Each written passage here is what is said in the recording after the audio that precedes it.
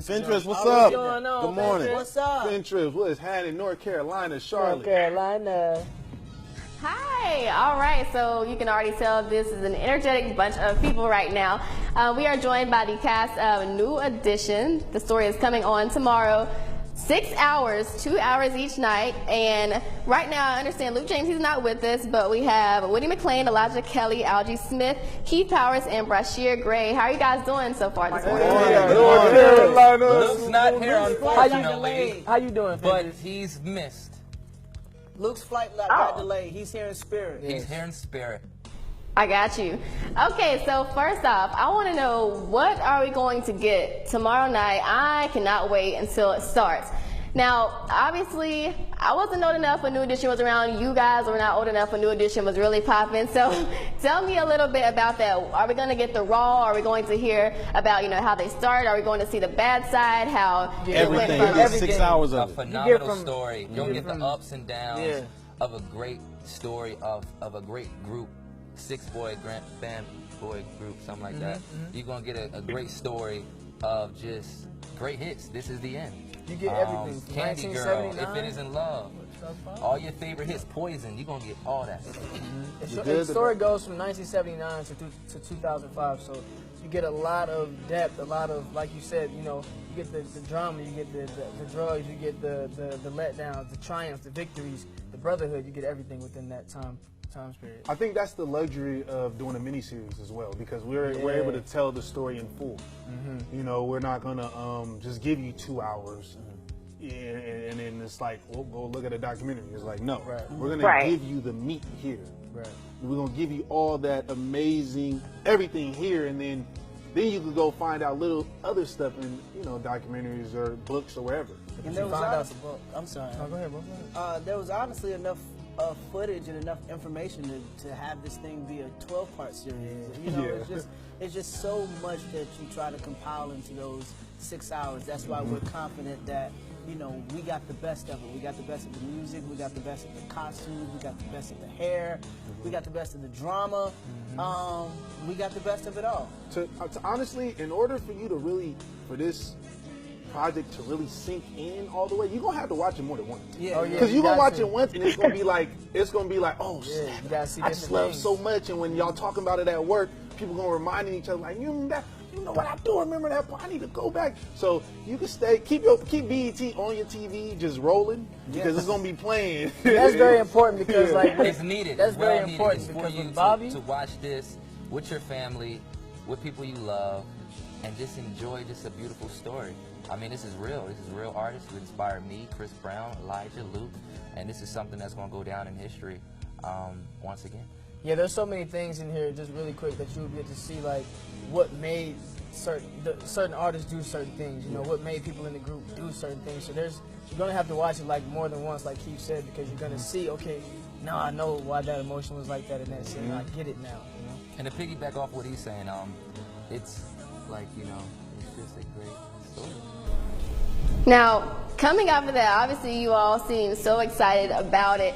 Now, like I said before, a lot of times in biopics you don't get the full story, but like you all said, it's going to be a 6-hour event. You can get the whole thing if you just watch it over and over again. But coming from that, how difficult was it for you all to make sure that the truth reflected in the biopic? Did the other, did the New Edition crew, did they come on the set with you to help you out, or how did that work? Yeah, they helped us out. The real members was on set, so they helped us out a lot. I mean, I don't think we could have done it without them. So I was thanking Michael every morning. He was calling me, and I called him actually and be like, mentally, where are you at? And when you arguing with Bobby, and when they ran your foot over, mentally, where you at? And he's breaking it down one by one.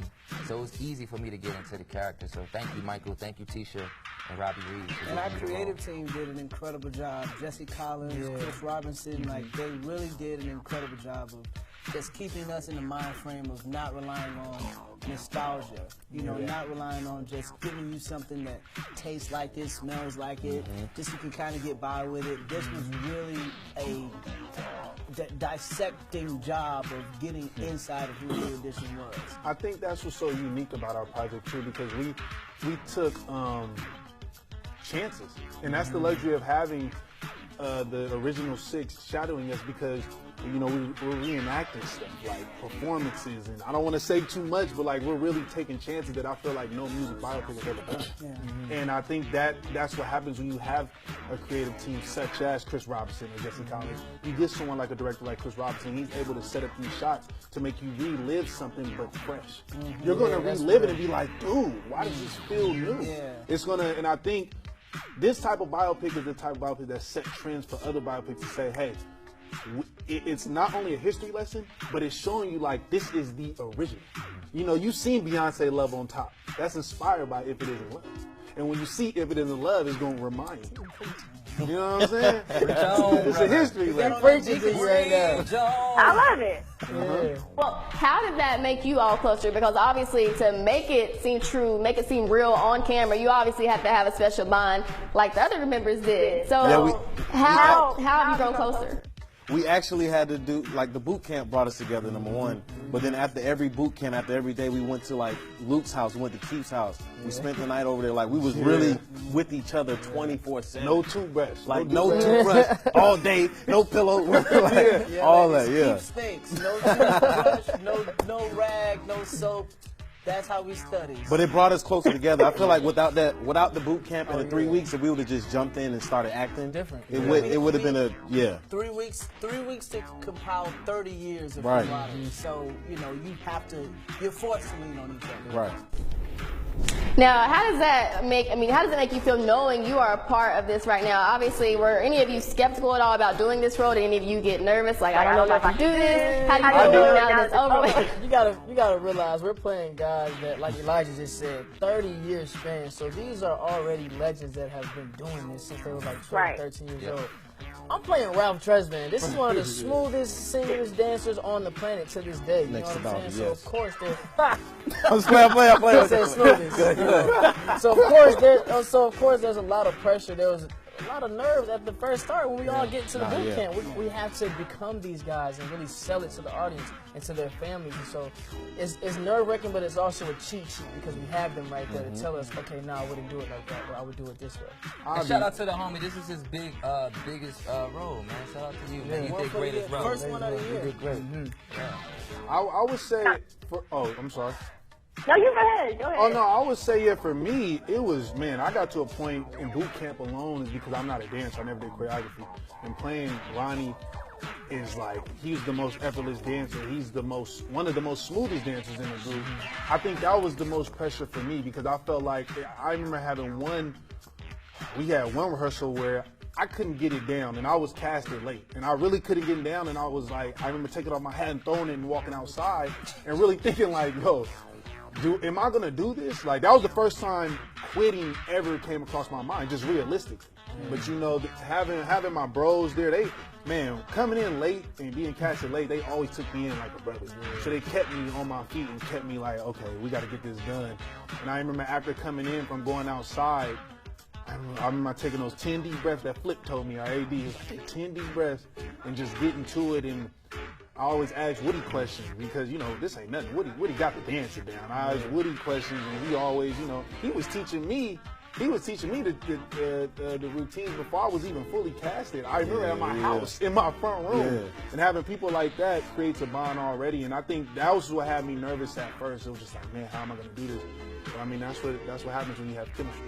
Right, and it wasn't all gold. It's not all gold. We went through our fights. We went through our arguments. I went through like not talking to Yaz for like 2 weeks. Like we went through that, and you'll see it on the screen. That's what makes it so good. Yeah. You know what I mean? We was actually living in the character every day.